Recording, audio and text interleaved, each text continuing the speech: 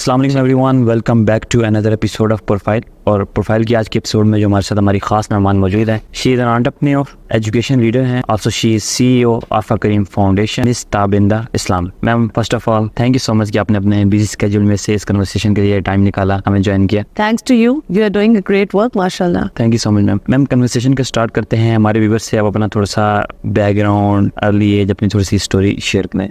सब मेरे बारे में दो तीन चीज़ें हैं, ज़्यादा कुछ नहीं है। सबसे पहली चीज़ कि I am a born teacher. I used to be very friendly with a lot of my students. उनकी पर्सनालिटी डेवलपमेंट पे बहुत ज़्यादा काम करने की कोशिश की। बच्चों के साथ पढ़ाना लिखाना, ये 2006 से सफ़र स्टार्ट हुआ। उसके अलावा वुमेन एम्पावरमेंट की फ्लैग बेरर सिर्फ इसी वजह से हूँ मैं कि माहौल इस तरह का मैंने देखा कि जहाँ पे इक्वल राइट्स ख़वातीन को उस तरीके से नहीं दिए जा रहे होते जिस तरह से होने चाहिए। और फिर I still remember my father got separated from many relations just for the sake कि उनकी बहुत ज़्यादा बेटियां थी। He just wanted to empower and enable all his daughters. तो फिर उन्होंने कोशिश की कि उससे एक मिजरेबल किस्म की चीज़ों में से निकाल लें। जो एक कंजर्वेटिव निज़ाम है हमारा कि बच्चों को पढ़ा के ज़्यादा क्या करना है, उम्र ज़्यादा हो जाएगी, शादी की उम्र गुजर जाएगी, और इस तरह के कुछ स्टीरियोटाइप्स है दैट ही ब्रोक। और उन्होंने पढ़ाया और हम लोगों को कहा कि जो करना चाहते हो करो आगे, जो whatever you want to do just do it. मेरी तरफ से खुली इजाज़त है आप लोगों को, कोई तंगी नहीं है। So I think for girls in particular Pakistan में एक स्टीरियोटाइप है ये वाला कि बच्चे की उम्र ना गुजर जाए शादी की, बस शादी शादी शादी इज़ द मेन थिंग, एक फुल स्टॉप है उसकी ज़िंदगी के आगे। जबकि असल सपोर्ट उसको उसके खावंद ने, उसके बाप ने, उसके भाई ने देनी है ताकि वो आगे बढ़ सके। और एम्पावर और इनेबल करने में इनका बहुत ज़्यादा स्ट्रॉन्ग कंट्रीब्यूशन होता है। हमें सबको करना चाहिए ये अपनी बच्चियों को, और थोड़ा सा उस वक्त लेट इट भी करना चाहिए। जो सोशल प्रेशर्स हमारे ऊपर होते हैं उनको just put them aside for some time. और उसके बाद फिर आप देखें उनकी स्पीड और स्पीड ऑफ वर्क, आप देखें बच्चे आगे अल्हम्दुलिल्लाह जाती हैं, बड़ी कामयाब होती हैं। कामयाबी की डेफिनेशंस डिफरेंट है डिफरेंट लोगों के लिए। अच्छा मैम, अपने एजुकेशन की बात की कि आप मतलब कि एजुकेट कर रही हैं, तो अगर हम टीचिंग की बात करते हैं तो टीचिंग में अगर आप मतलब कि किसी यूनिवर्सिटी में प्रोफेसर या स्कूल टीचर भी हो के बच्चों को पढ़ा सकते हैं, लेकिन कौन सा ऐसा मोमेंट था आपको ट्रिगर किया, कौन से इंसिडेंट ने आपको मोटिवेट किया, इंस्पायर किया कि आप मतलब कि डिफरेंट डिस्ट्रिक्ट में भी जाके, देहातों में भी जाके बच्चों को ट्रेन कर रही हैं, पढ़ा रही हैं, तो कौन सा मोमेंट था? देखिए, मुझे आई स्टिल रिमेंबर लाहौर बोर्ड में टॉप किया, पंजाब यूनिवर्सिटी की गोल्ड मेडलिस्ट बनी। आहिस्ता आहिस्ता ये चीज़ें जर्नी जो थी वो चलती गई, और हर एक ग्रेजुएशन जो थी मेरी वो इक्वेट करती थी eight the end of day कि मैंने टीचर बनना है, एक टीचर बनना है। उसका रीज़न सिर्फ ये था कि मुझे ऐसा लगता था कि जब अल्लाह ताला ने आपको एक ताकत दी है एम्पथाइज करने की, जब अल्लाह ताला ने आपको ये पर्सनालिटी का पार्ट दिया कि you are always very optimistic with every single circumstances of your life, so आप किसी भी हाल में कहीं पे भी बैठ के आप ये कर सकते हैं। मेरे स्टूडेंट्स 2007-8 के जो स्टूडेंट्स हैं वो आज भी याद करते हैं कि अगर कभी लाइट चली जाती थी यूनिवर्सिटी की तो हमारी टीचर हमें बाई ग्राउंड में, फुटबॉल ग्राउंड में बिठा लेती थी और वहाँ पे बिठा के भी पढ़ाती थी। बड़ी यूनिवर्सिटी थी, लेकिन अगर कोई भी अनफॉर्चुनेट अनफोर्सीन रीज़न होता था तो मैं ये नहीं कहती थी अच्छा बच्चों क्लास नहीं होगी, वो जाके प्रोग्राम मैनेजर को कहना शुरू कर देना कि नहीं जी इस वजह से मैंने क्लास नहीं ली। क्लास तो होनी ही होनी है, चाहे सीढ़ी में बैठ के लो, चाहे ग्राउंड में बैठ के लो, वो तो होनी है। वो चीज़ ऐसी पर्सनालिटी का पार्ट बनी कि आज आरफा करीम फाउंडेशन जब मैंने ज्वाइन की और उसके बाद under served, under privileged communities में, डिफरेंट एरियाज़ में हम लोग जाते हैं, तो वहाँ पे हम जब ग्रास रूट लेवल पे बच्चों को चेंज करने की कोशिश करते हैं स्कूल्स में, so we see a positive difference कि जब आप उन बच्चों के साथ उसी एम्पैथी से, उसी पॉजिटिविटी से, उसी एनर्जी से बैठ के उनको वो चीज़ें सिखा रहे होते हैं जिसके लिए उनकी एक हसरत थी कि कोई हमें इस तरह करेगा, कोई टीचर भी हमें इस तरह से हक करेगा, हमें प्यार करेगा, कोई टीचर भी हमें कहेगा वेरी गुड, हमारे लिए क्लैप करेगा। This is what they actually want, a positive reinforcement, that's it. Allama Iqbal भी ये कहते कहते ही चले गए इस दुनिया से, लेकिन उनकी आज भी फ़लसफ़ा पूरी दुनिया में लोग उनके फ़लसफ़े को मानते हैं, और वो यही चीज़ है कि पाकिस्तान की मिट्टी बड़ी ज़रख़ेज़ है, बड़ी ज़रख़ेज़ है, सिर्फ हल्का सा तरौंका लगाने की ज़रूरत है, और देखें आप कैसे फसल आती है। बिल्कुल मैम, अगर मैं आपसे पूछूं उसके बाद हम इंशाल्लाह आरफा करीम फाउंडेशन की तरफ आते हैं, टेक्नोलॉजी की तरफ आते हैं। तो मैम हमें बताएं कि जो आपके ख्याल से पाकिस्तान में एजुकेशन सिस्टम में इस टीचिंग लेवल पर क्या क्या चीज़ें कमियां हैं, क्या क्या चीज़ें लैग कर रहे हैं हम, और किस तरह उसको इम्प्रूव कर सकते हैं? क्योंकि मेरे ख्याल से अभी टीचर्स की टीचिंग कम हो गई है, जब एडमिनिस्ट्रेशन वर्क उनसे ज़्यादा करवाया जाता है, या स्टूडेंट और टीचर का जो रिलेशनशिप है सिर्फ स्कूल के हद तक महदूद रह गए, मतलब कि फ्रेंडली रिलेशन बिल्ड नहीं हो पा रहा स्टूडेंट और टीचर का, तो क्या चीज़ लैग करी है? अच्छा, ड्राइव भी लैग करती है, लेकिन हम पॉइंट टू पॉइंट कर लेते हैं इसको डिस्कस। सबसे पहली चीज़ ये है कि जो टीचर पढ़ाने के लिए आ रहे हैं ना स्कूल में, आप देखें और सोचें कि क्या आपने उसको उतना कंपनसेट किया है against the services that you are asking him. दूसरी चीज़, उसके साथ आप मल्टीटास्किंग इतनी एक्टिविटीज़ करवा रहे होते हैं। जब टीचर कॉन्ट्रैक्ट कोई साइन करता है तो उसके साथ लिखा होता है any other role assigned by और any other task assigned by या द टॉप लीडरशिप। जी, अब वो चीज़ टीचर से कॉन्सर्ट्स भी करवा रहे हैं, टीचर से स्पोर्ट्स फेस्टिवल्स भी करवा रहे हैं, टीचर से डिफरेंट फॉरम्स भी करवा रहे हैं, एक्टिविटीज़ भी करवा रहे हैं, पढ़ाना भी है। वो तो बेचारा पढ़ाने के लिए आया था। जी, आपने उसको, वही बात है आप वाली, आई विल सेकंड दैट, कि एडमिनिस्ट्रेटिव चीज़ों में इतना ज़्यादा इंगेज कर दिया, और फिर you are not compensating the teacher well. फिर उस टीचर की एम्पावरमेंट क्या है? Is the teacher in charge of his class? Can he take his decisions on his own? Can he inculcate the creative and innovative kind of teaching pedagogies or different teaching methods during the class? वो कर सकते हैं ये सारी चीज़ें।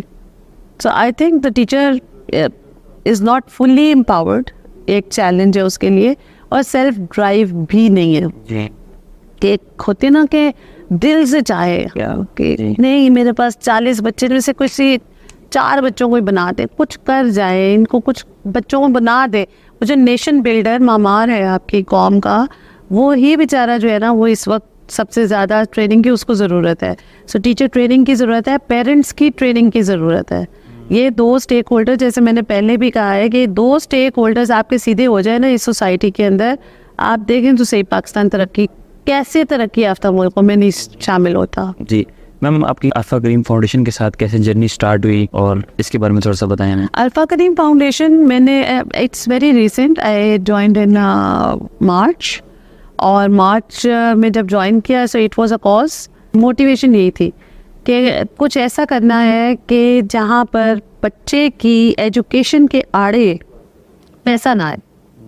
एक लायक बच्चा है, उस लायक बच्चे को तालीम दिलवाने के लिए किसी भी पेरेंट को पॉकेट जो है ना देखनी पड़े एक दफ़ा कि मेरा बच्चा इतना लायक है, फिर भी उसको प्लेटफॉर्म ऑफ लर्निंग नहीं मिल रहा। मैं आपको अपनी बताती हूँ एक बात। जी जी, मैंने पंजाब यूनिवर्सिटी में जब टॉप किया था, सो उस वक्त पर 18,000 मेरिट पे थी, मैं टॉपर थी, तो 18,000 रुपये फ़ीस थी तब हेले कॉलेज की। जी, ठीक है। अनफॉर्चुनेटली मेरे उस टाइम पर जो पेरेंट्स थे एक शदीद फाइनेंशियल क्रंच का शिकार थे, शदीद, and they could not afford that 18,000 rupees के वो मुझे एक हाईली प्रेस्टीज इंस्टीट्यूशन में सिर्फ 18,000 रुपये दे के तो पढ़ा सके। फिर भी दे ट्राइड अ लॉट, लेकिन मैंने विटनेस की है ये चीज़ें, मैंने खुद देखी है कि अगर बच्चा पढ़ने वाला भी है, सब चीज़ें हैं, लेकिन कितना पेरेंट को सर्वाइव उस टाइम स्ट्रगल करना पड़ता है उस बच्चे के लिए पैसे जमा करके और करने के लिए। अच्छा, अब मैं इस चीज़ पे आई हूँ कि उस टाइम पे शायद पेरेंट का भी कसूर नहीं, कसूर उस बच्चे का कि वो बच्चा आज भी अपने पेरेंट के ऊपर बोझ बन के बैठा हुआ है। मेरे ख्याल में पाकिस्तानी बच्चे को तो अपने माँ बाप के पाँव धो के पीने चाहिए कि वो शादी के बाद भी उनके ऊपर बोझ की तरह पड़ा हुआ है, and they still expect a lot from their parents that we should not do. 10वीं क्लास के बाद, 16 साल की उम्र के बाद हर बच्चे को अपने आप के लिए खुद कमाना पड़ेगा और चाहिए। अगर वो ये चाहता है कि उसके माँ बाप 50 साल की उम्र से ज़्यादा जिए, अगर वो ये चाहता है कि उसकी ज़िंदगी से झगड़े और प्रॉब्लम्स ख़त्म हो जाए, so he have to step forward, और स्टेप फॉरवर्ड करके उसे खुद अर्निंग के लिए आगे आना पड़ेगा, फाइनेंशियली इंडिपेंडेंट होना पड़ेगा, चाहे वो लड़का है चाहे वो लड़की है। इसके बगैर गुजारा नहीं है। अच्छा मैम, इसी बात को मैं कंटिन्यू करता हूँ। आप एक मिशन पे काम कर रही हैं, empowering mind with skill based education and entrepreneurship. तो मैम किन स्किल्स के ऊपर स्टूडेंट्स को ट्रेन कर रही हैं, उसके बारे में थोड़ा सा बता। अच्छा, सो अल्फा करीम फाउंडेशन के साथ ही हमने एक और वर्टिकल स्टार्ट किया, अल्फा करीम टेक्नोलॉजी इंक्यूबेटर। ठीक। और ये पाकिस्तान में पहला टेक्नोलॉजी इंक्यूबेटर है जो इस वक्त बच्चों के स्किल्स को नर्चर कर रहा है, उसके बाद उनको बिजनेस इंक्यूबेशन दे रहा है, और उसके बाद उनको फ्रीलांसिंग की जॉइंट अपॉर्चुनिटीज़ भी दे रहा है कि अगर बच्चा अनसक्सेसफुल होता है। सो हम 100 कोर्सेज हैं हमारे जो कि skill development council of Canada से एक्रीडेटेड भी है, और उन कोर्सेज के अंदर क्लियर मैसेज है हमारे सारे टीचर्स को भी और हमारे सारे स्टूडेंट्स को पता है कि what are the career pathways, हमने कहाँ पे जाना है, हमने कौन से वीक में क्या चीज़ पढ़नी है, उसके लिए कौन कौन से कोर्स मटेरियल्स होंगे हमारे, एवरीथिंग इज़ इक्विप्ड अल्हम्दुलिल्लाह। सो इट्स नॉट अबाउट कि अच्छा एक लेटेस्ट नई चीज़ आ गई चैट जीपीटी मार्केट में, हमने भी उठाई और जिस तरह सब लोगों ने कहना शुरू कर दिया हमसे सीखे चैट जीपीटी। सो हम लोगों ने पूरी टीम को अपने करिकुलम डेवलपमेंट को बिठा के पूरा कोर्स डेवलप करवाया उनसे।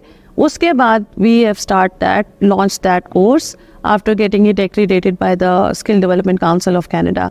तो एक इंटरनेशनल बॉडी ने रिकग्नाइज किया हुआ है क्वालिटी ऑफ कंटेंट को जो यहाँ पे पढ़ाया जा रहा है, और उसके अलावा टीचर्स की सारी बायोग्राफी और सारा पोर्टफोलियो पहले वहाँ पे जाता है, वहाँ से अप्रूव होके फिर यहाँ पे आता है, और इसको फिर हम कॉन्टेक्चुअली रिलेट करते हैं अपनी इस मार्केट के साथ, पाकिस्तानी मार्केट के साथ।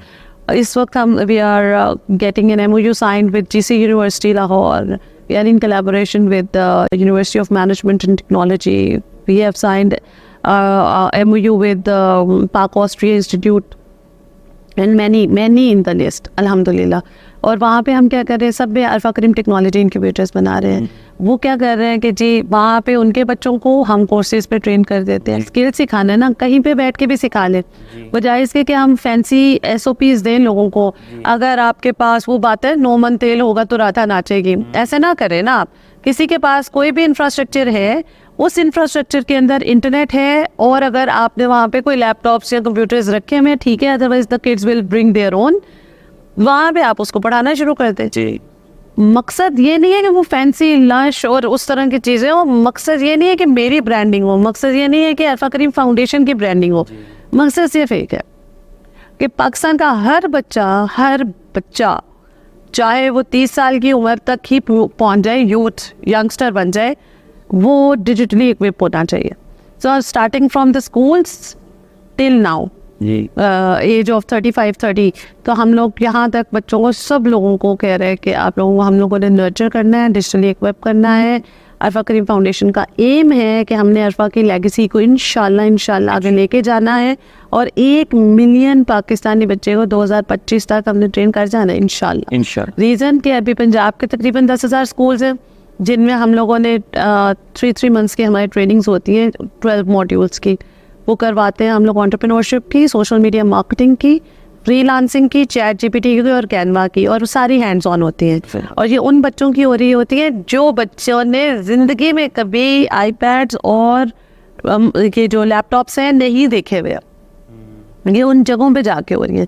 और क्या ही बात होती है जीशान उस वक्त जब बच्चों के हाथ में वो लैपटॉप आता है, और जब वो मास्टर होते हैं ना पूरे 12 दिन के लिए, वो और एंड में वो जो पटाखे की तरह बोल रहे होते हैं ना कि हमने ये सीखा, क्या ही बात। अच्छा मैम, इसमें एक चैलेंज फैक्टर भी होगा, चैलेंजेस भी ज़रूर आते हैं इसमें, तो उनको आप कैसे ओवरकम करते हैं? लाइक कुछ पेरेंट्स को कन्विंस करना हो कि आपने अपने बच्चों को ये सिखाएं। हमारा ये होता है कि अगर बच्चे ने एक स्किल सीख ली तो वो जल्दी उससे कमाए। देखिए इस वक्त तो जिस मार्केट में हम जा रहे हैं ना अल्फा करीम फाउंडेशन के प्लेटफॉर्म से, ये तो वो है जो कि क्योंकि फ्री है सारा, यहाँ पे फाउंडेशन के प्लेटफॉर्म से जितनी भी चीज़ें हो रही हैं, तो वहाँ पे तो parents, majority parents are labourers या कुछ ऑर्फन बच्चे, सो उनके लिए तो मेरा नहीं ख्याल कि ये कोई वो है, दे नेवर क्वेश्चन एनीथिंग। ये रिस्पॉन्सिबिलिटी हमने टेकअप की है जी, और ये रिस्पॉन्सिबिलिटी हमारे कंधों पे है, और उनमें से भी बच्चों में सेल्फ ड्राइव को क्रिएट करना, उनके द मोटिवेशन लेके आना, वो हमारा काम है, हमारी जिम्मेदारी है कि हमने करना है, otherwise they would not have learn that. I still remember Zeeshan, जब हम लोग 2-3 स्कूल्स के अंदर करके आए हैं, I was a trainer myself there in the schools, और गर्मी इतनी थी कि बता नहीं सकते, और बच्चों को पढ़ाते पता नहीं चला था। 5 घंटे की क्लासेस होती थी हमारी, और पूरे 12 दिन हम गए वहाँ पे, पढ़ाया बच्चों के साथ, बैठे, समोसे, जूस, सब इंजॉय किया उनके साथ, और साथ चैट जीपीटी सीख रहा है बच्चा, बोलना नहीं आ रहा उसको, हम कह रहे ऑडियो से बेटा रिकॉर्ड करवा लें इसको, ये हर वो बात सुनेगा आपकी जो आप, it's more like an assistant to you. So वो उस बच्चे का एक्सपोजर ऐसा हो उस चीज़ से कि वो लाइफ टाइम एक्सपीरियंस है मेरे लिए भी। और उसके बाद आप देखें कि ये बच्चा क्या करेगा जब एक्सपोजर मिल गया। ये वो बच्चे हैं, मैट्रिक के बच्चे थे, ये वो बच्चे हैं जो हायर एजुकेशन में तकरीबन आधा बच्चा जाएगा, आधा नहीं जाएगा। और वो जो आधा बच्चा नहीं जाएगा मैट्रिक करने के बाद हायर एजुकेशन में, वो क्या करेगा?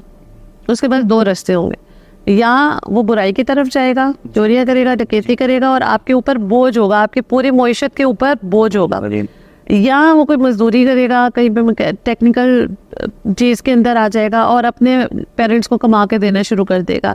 और सारी ज़िंदगी वो बच्चा मैकेनिक की दुकान पे है तो वो मैकेनिक की दुकान पे ही रहेगा, नाई की दुकान पे तो वो नाई की दुकान पर ही रहेगा। लेकिन अगर आपने उसको वो एक्सपोजर दे दिया तो उस एक्सपोजर की बेसिस पे बेशक वो ये चीज़ें कर रहा है, लेकिन कहीं ना कहीं उसके माइंड से ट्रांसफॉर्मेशन आपने कर दी हुई है कि अगर तुम नाई की दुकान पे हो तो 3 साल के बाद उस नाई की दुकान से तुमने अपनी नाई की दुकान बना लेनी। जी समझ रहे हैं? So it's all about sensitization of the entrepreneurial concepts and digital gadgets to the people, ताकि उन्हें एक्सपोजर मिले और वो आगे दौड़े, बजाय इसके अपने आप को इररेलेवेंट फील करें वो हमारे साथ। अच्छा मैम, पाकिस्तान में ना 2 टॉपिक्स के ऊपर बहुत ज़्यादा डिबेट हो रही है। नंबर 1 इज स्किल और नंबर 2 डिग्री।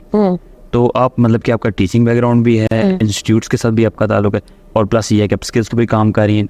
तो आप इसके बारे में थोड़ा सा बताएं कि दोनों को साथ किस तरह लेके जा सकते हैं? जो स्टूडेंट्स अभी ग्रेजुएशन कर रहे हैं वो किन स्किल्स पे काम कर सकते हैं, कौन से स्किल्स उनको आगे फ्यूचर में काम आएंगे टेक्नोलॉजी से रिलेटेड? देखिए ये बहस जो है ना पाकिस्तान के अंदर इन्फ्लुएंसर्स नहीं डाली हुई कि डिग्री को छोड़ो, कोर्सेज करो और कोर्सेज के बाद अपने कोर्सेज को आप सेल करना शुरू कर देते हैं। और उसके बाद जब आप देखते हैं कि हमारे कोर्सेज सेल होना शुरू हो गए, फिर आप अपने एजुकेशन के सेटअप्स भी बनाना शुरू कर देते हैं। कैसी बात है? किस तरफ लेके जा रहे हैं आप लोगों को? सो पॉइंट ये है कि डिग्री, मैंने बहुत दफ़ा हर प्लेटफॉर्म पे कहा है, डिग्री की ज़रूरत, स्कूल की ज़रूरत, यूनिवर्सिटी की ज़रूरत आपको हर जगह पर है।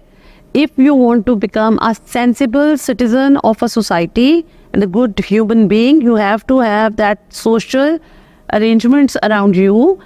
आपका टीचर आ रहा है, वो आपको डिसिप्लिन्ड तरीके से एक सिस्टमेटिक वे से चीज़ें सिखा रहा है।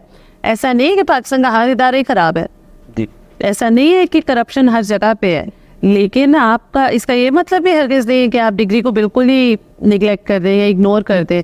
उसकी वजह से जिस विजडम की हम बात कर रहे हैं वो कैसे आएगा? कैसे आप बताएं? सो डिग्री बहुत ज़्यादा ज़रूरी है। और उस डिग्री के साथ साथ हर बच्चे को, मैट्रिक जैसे बच्चा मैट्रिक कर रहा है ना, मैट्रिक के बाद वो अपनी फॉर्मल एजुकेशन को लेके चले और साथ साथ अपने आप को अपस्किल करता जाए, नया हुनर सीखता जाए। वो बच्चा आम बच्चों से ज़्यादा कॉम्पिटेंट होगा एज़ कम्पेयर टू दोज जो सिर्फ डिग्री की दौड़ में लगे रहते हैं। डिग्री करने के बाद 2006 में भी 25,000 रुपये तनख्वाह मिलती थी, आज भी 25,000 रुपये तनख्वाह मिलती है। लेकिन अगर वो स्किल के साथ एम्बेडेड होगा, ठीक है, तो आज इंडस्ट्री को स्किल भी चाहिए, आज इंडस्ट्री को डिग्री भी चाहिए। तो आप उसको, जब बच्चा 16-17 साल की एजुकेशन के बाद आपके पास आएगा, वो फुली इक्विप होगा। सो उसके बाद चांसेस ये है कि वो डबल सैलरी पे आ सकता है जी, और उसका कॉन्फिडेंस लेवल और होगा। क्यों? क्योंकि उस वक्त वो खुद से कमाना शुरू कर दिया होगा उसने, राइट? तो वो जैसे जैसे हुनर सीख रहा हो, कुछ भी कमा रहा हो, 2,000 कमा ले। अभी जैसे अंडर प्रिविलेज इलाकों में भी हम लोग जाते हैं, तो एक बच्चे ने हमें बताया कि वो एक फोटो स्टूडियो के शॉप पे काम करता था। उस स्टूडियो में एक बंदा आया, उसने कहा कि मैंने एक स्टैंडी बनवानी है जी। तो उसने कहा स्टैंडी तो हम करवा देंगे आपको प्रिंट कहीं ना कहीं से, लेकिन उसका डिज़ाइन हम नहीं कर सकते जी। उस बच्चे की क्योंकि कैनवा की क्लासेस हो रही थी उस टाइम पर, तो उसने कहा कि मैं आपको डिज़ाइन बना के दूँ। उसने कहा तुम तो छोटे से हो, तुम्हें क्या पता हो, जैसे छोटे बच्चे शॉप्स पे होते हैं। तो उसने कहा कि नहीं, मैं आपको वैसे ही डिज़ाइन करके देता हूँ, अगर आपको पसंद आया ठीक है, ना आया तो ना सही, कोई मसला नहीं। और उस बच्चे ने उसको स्टैंडी डिज़ाइन करके दी कैनवा पे जी। अगले दिन वो बच्चा आके कहते 2,000 रुपये उसने मुझे दिया। अब मुझे ये बताएं, वो बच्चा बाकी सब बच्चों के लिए एक सोर्स ऑफ मोटिवेशन नहीं बन गया? बिल्कुल, एग्जैक्टली। ठीक है, ज़रूरी नहीं कि पैसा ही आपकी ड्राइव हो, लेकिन अगर पैसा नहीं है ना तो भी बड़ी मुश्किल है। ये पेट की भूख जिसने देखी है, स्ट्रगल वही करता है बेचारा। और कामयाबी के पर्सपेक्टिव डिफरेंट लोगों के लिए डिफरेंट है। मेरे लिए कामयाबी का मतलब डिफरेंट होगा, आपके लिए कामयाबी का मतलब डिफरेंट होगा, राइट? हो सकता है किसी पुअर बैकग्राउंड से कोई बच्चा हो, उसके लिए कामयाबी यही हो कि वो 3 वक्त की रोटी खा सके इज्जत से, लोग उसकी इज्जत कर लें। जी राइट, सो डिफरेंट स्टैंडर्ड्स हैं डिफरेंट लोगों के। अगर ma'am top of the top 3 skills की अगर मैं बात करूं, अगर आपने रिकमेंडेशन देनी हो तो कौन सी स्किल्स होंगी? So I think 3 skills, social media marketing, graphic designing, web development, ये तीनों सीख लो, आप 1 मैन आर्मी बन जाओगे। क्या 1 man army to start your own venture, ये तीनों चीज़ें आ जाए आपको तो फिर किसकी कमी है आपको? बिल्कुल जी। जो भी करंट टाइम है इसके अंदर AI टेक्नोलॉजी इस तरह बूम कर रही है, तो उसके अंदर हमें ये स्किल्स तो मस्ट हर बच्चे को हमारी एक टॉक थी फास्ट यूनिवर्सिटी में, सो वहाँ पे उन्होंने कहा कि आर्टिफिशियल इंटेलिजेंस पे बात करनी है हम लोगों ने और ये सारी चीज़ें। मैंने कहा कि artificial intelligence is your life, right? आप चौथी इंडस्ट्रियल रेवोल्यूशन का पार्ट है इस वक्त, और चौथी industrial revolution is all about AI, artificial intelligence. आज भी हम 2023 में हैं, तो हम खाद और यूरिया से बाहर नहीं निकले अभी तक। So it's alarming. इसका मतलब है कि बजाय हम बड़े बड़े वर्ड्स को बड़े बड़े सेलिब्रिटीज़ बन के लेके चलें, बिल्कुल बेस लाइन से कंट्रीब्यूशन करना शुरू करें। जी आपकी 70% पॉपुलेशन इस बेस लाइन पे है। इस बेस लाइन पे जो बच्चे हैं उनको आपकी ज़रूरत है इस वक्त। तो बजाय इसके ये कहना कि हम स्टेम करवा रहे हैं, हम रोबोटिक्स करवा रहे हैं, हम AI करवा रहे हैं, और बच्चों को स्कूल में ये चीज़ें दिखाई जाए, रियल टाइम बच्चे को कुछ नहीं आता। बिल्कुल। सो वो जो रियल टाइम सिखाना है उसमें वो सिखाएं जो मार्केट के ट्रेंड्स चल रहे हैं, साथ साथ सिखाते जाए। आप ना स्कूल के सेटअप को डिस्टर्ब करें, ना कॉलेज को डिस्टर्ब करें, ना यूनिवर्सिटी को डिस्टर्ब करें। जो चल रहा है उसको चलता रहने दें, उसके अंदर जो चीज़ ऐड करनी है वो स्किल बेस्ड लर्निंग कर दें, और वो स्किल बेस्ड लर्निंग हम ऑलरेडी कर रहे हैं। सो अगर किसी को ज़रूरत है, कोई कहता है कि नहीं जी ये तो एक अलग से चीज़ हो जाएगी, अलग से सेटअप होगा, अलग से टीम होगी, सो हम उसे कहते हैं कोई भी चीज़ अलग से नहीं होगी।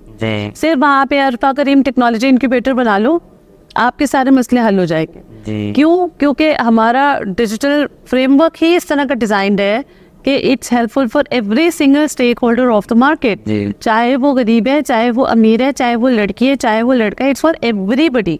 जी ठीक है, कंसिडरिंग कि उनके रिक्वायरमेंट्स क्या है। बिल्कुल। अच्छा मैम, करंट करिकुलम में अगर एक सब्जेक्ट या एक आपने चीज़ और ऐड करनी, हम मैटर की बात कर लेते हैं, तो वो कौन सा एक सब्जेक्ट आप कहेंगे ये must of the must current curriculum में ऐड कर देने? पर्सनालिटी डेवलपमेंट बहुत ज़रूरत है, बहुत ज़रूरत है। और आपके ख्याल से मैट्रिक वो क्लास है जिसमें ये सब्जेक्ट पढ़ा देना चाहिए, क्योंकि उसके बाद प्लीज़ पढ़ा दें। अगर ये कहीं पे हो सकता है, ये आवाज़ कहाँ पर पहुँच सकती है, प्लीज़ करवा दे। जी पर्सनालिटी डेवलपमेंट और कम्युनिकेशन स्किल्स, ये दोनों इस तरह की चीज़ें हैं कि अगर ऐसा कोर्स बनानी है, हमसे हेल्प चाहिए, हम आपकी हेल्प करने के लिए तैयार हैं। सब लोग जितने स्किल पे काम कर रहे हैं ना, मैं ये कह रही हूँ कि सब लोग इकट्ठे हो जाएं। जब वो इकट्ठे हो के काम करेंगे ना, तो इम्पैक्ट बड़ा आएगा बजाय साइलोस में काम करने के। क्योंकि इतने कम्पेटिटिव मार्केट आपने बना दी हुई है। आप कह रहे नहीं मेरा 1000 बच्चा है, उस 1000 बच्चे में से 200 बच्चा इस नई ट्रेनिंग कंपनी के पास चला गया। ये क्या चल रहा है भाई? ये कौन सी भीड़ चाड़? आप भी वही कर रहे हैं जिसके लिए आपने नारे लगाना शुरू किए थे कि स्कूल पे ना जाओ, कॉलेज में ना जाओ, यूनिवर्सिटी में ना जाओ। आज आप क्या कर रहे हैं? ट्रेनिंग इंस्टीट्यूशन होके आप भी तो यही कर रहे हैं। आप भी एक दूसरे की लेग पुलिंग कर रहे हैं, आप भी एक दूसरे को नहीं जिंदा रहने दे रहे। तो क्यों ऐसा कर रहे हैं? आप सब मिल जाएं। And there many positive people in the market right now, जिन्होंने, मैंने जब इस अलायंस बनाने की बात की थी, so many of the people come forward.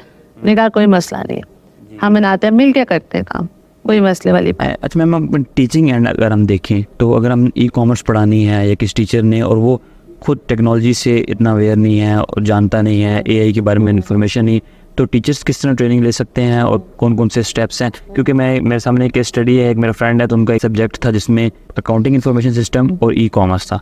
अब जो टीचर पढ़ा रहे थे वो गवर्नमेंट एम्प्लॉय थे, उसमें वो अकाउंट्स वगैरह देखते थे, तो वो जो फर्स्ट पार्ट था ना उस बुक का, वो उनके लिए इजी था, अकाउंटिंग इन्फॉर्मेशन सिस्टम पढ़ाना। लेकिन ई-कॉमर्स का वो डिले करते गए और वो टाइम पीरियड खत्म हो गया उस सेशन का, और ना ई-कॉमर्स। हालांकि ई-कॉमर्स तो अच्छा देखिए, टीचर के क्लास में जाने से पहले टीचर की ट्रेनिंग होनी चाहिए।